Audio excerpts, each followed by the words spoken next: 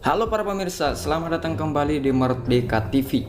Perang antara Rusia dan Ukraina yang telah berlangsung selama lebih dari 500 hari telah hampir mencapai titik klimaksnya.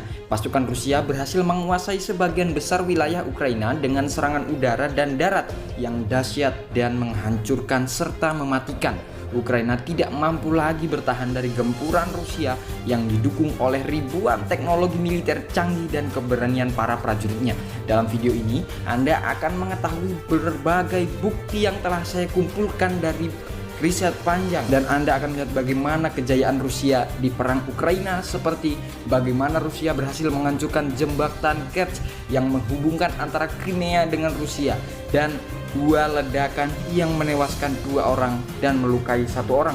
Bagaimana Rusia melancarkan serangan udara ke bagian selatan Ukraina dengan menggunakan rudal kaliber dan drone Shahed yang mengenai kota pelabuhan Odessa dan Mykolaiv, serta wilayah Donetsk dan Kharkiv yang berbatasan dengan Rusia. Serta Anda juga akan mengetahui bagaimana Rusia berhasil keluar dari perjanjian gandum Laut Hitam yang memungkinkan pengiriman gandum dari pelabuhan-pelabuhan Ukraina. So, mari kita mulai pembahasan mengenai update perang Rusia terkini.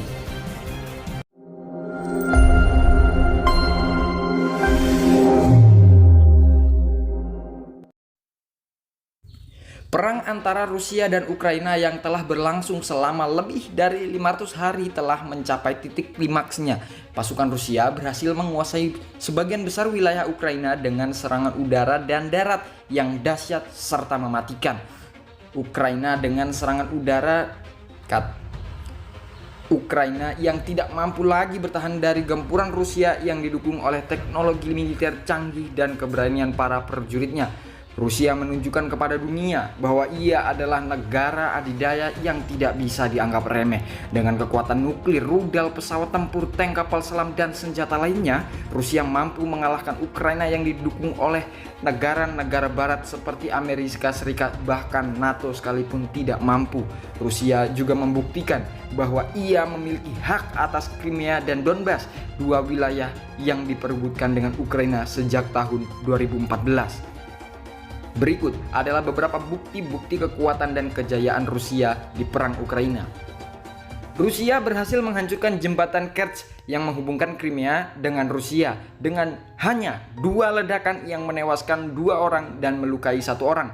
Jembatan ini adalah simbol pendudukan Rusia terhadap Crimea yang tidak diakui oleh Ukraina dan komunitas internasional. Dengan menghancurkan jembatan ini, Rusia menegaskan bahwa Crimea adalah bagian yang tidak terpisahkan dari wilayahnya dan tidak akan pernah dikembalikan kepada Ukraina. Rusia melancarkan serangan udara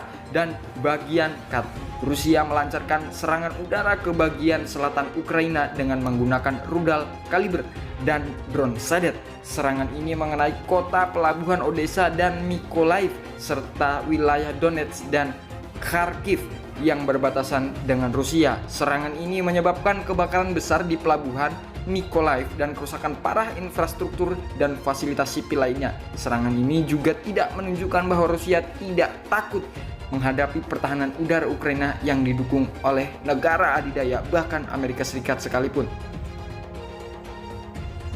Rusia berhasil keluar dari perjanjian gandum Laut Hitam yang memungkinkan pengiriman gandum dari pelabuhan-pelabuhan Ukraina. Perjanjian ini telah berlangsung sejak 2015 dan memberikan manfaat ekonomi bagi Ukraina sebagai salah satu produsen gandum terbesar di dunia. Dengan keluar dari perjanjian ini, Rusia menimbulkan kerugian yang sangat besar bagi Ukraina dan meningkatkan harga gandum, jagung, dan komoditas pangan lainnya di pasar global. Rusia juga menunjukkan bahwa ia tidak membutuhkan gandum dari Ukraina karena ia memiliki produksi gandum sendiri yang bahkan lebih dari cukup untuk memenuhi kebutuhan dalam negeri, bahkan ekspor mereka.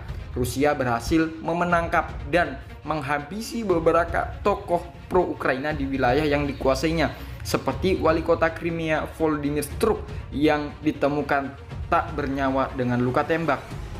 Struk adalah anggota partai wilayah partai pro-Rusia terbesar di Ukraina yang pindah ke wilayah yang dikuasai oleh separatis pro-Rusia setelah pecahnya pemberontakan pada tahun 2014.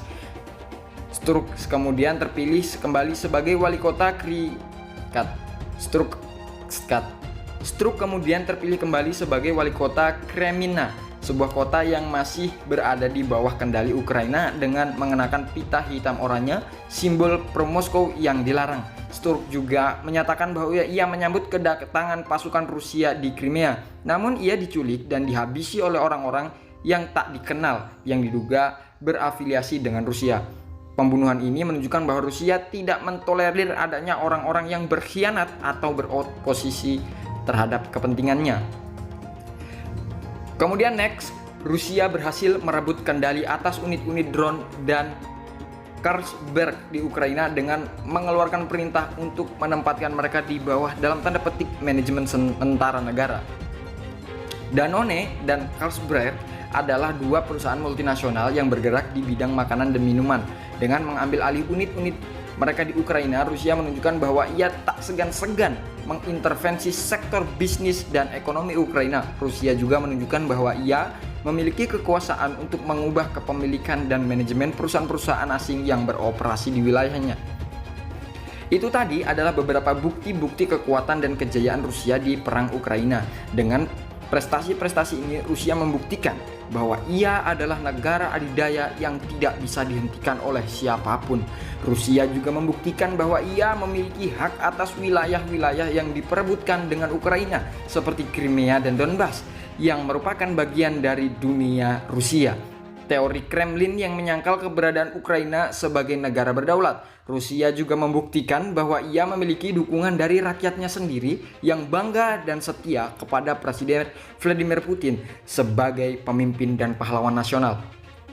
Sementara itu, Ukraina terus menderita akibat serangan Rusia yang menghancurkan wilayah, infrastruktur ekonomi, bahkan moral mereka. Ukraina juga terus kecewa dengan bantuan-bantuan dari negara-negara barat seperti Amerika dan NATO yang bahkan tidak cukup untuk mengimbangi kekuatan militer Rusia.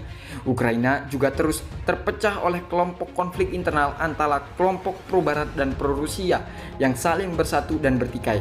Ukraina juga terus diancam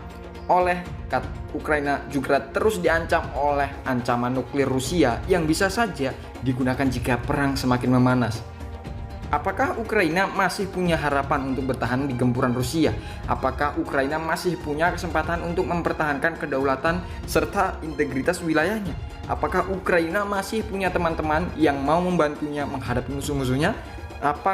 Atau apakah Ukraina sudah pasrah dan menyerah kepada Rusia sebagai penguasa mutlak? Jawaban-jawaban dari pertanyaan di atas akan kita lihat di hari-hari mendatang. Namun satu hal yang pasti, perang antara Rusia dan Ukraina belum berakhir. Perang ini masih akan berlanjut dengan lebih banyak korban jiwa, kerusakan, ketegangan, dan ketidakpastian. Perang ini akan menjadi satu sorotan dunia sebagai salah satu konflik terbesar dan terpanas di abad ke-21. Sekian informasi terbaru dalam video ini. Semoga Anda tertarik dan menambah informasi bagi Anda. Jangan lupa like, comment, and subscribe, karena dengan begitu Anda akan terus mendapat update perang Rusia terkini di hari selanjutnya. Terima kasih.